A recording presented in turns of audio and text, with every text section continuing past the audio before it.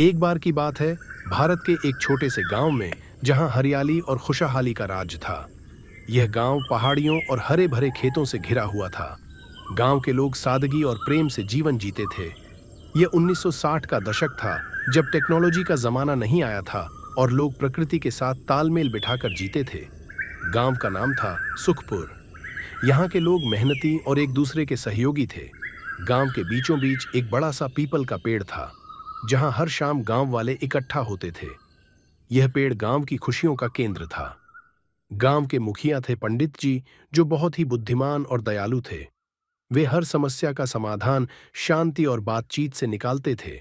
गांव में कभी झगड़े नहीं होते थे, क्योंकि सब एक दूसरे का ख्याल रखते थे। एक दिन गांव में एक नई समस्या आई।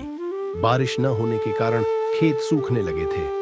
किसानों की फसलें मुरझा रही थीं और गांव वालों के चेहरे पर चिंता की लकीरें दिखने लगीं। पंडित जी ने सभी को इकट्ठा किया और कहा, चिंता न करो, हम सब मिलकर इस समस्या का हल निकालेंगे। गांव वालों ने मिलकर एक योजना बनाई। उन्होंने गांव के पास बहने वाली नदी से पानी लाने के लिए एक नहर बनाने का फैसला किया। सभी ने मिलकर दिन रात मेहनत की। कुछ ही दिनों में नहर तैयार हो गई और पानी खेतों तक पहुंचने लगा। खेत फिर से हरे भरे हो गए और गांव वालों के चेहरे पर मुस्कान लौट आई। उस साल फसल इतनी अच्छी हुई कि गांव में खुशियों का मेला लग गया। सभी ने मिलकर उत्सव मनाया और पंडित जी ने सबको आशीर्वाद दिया।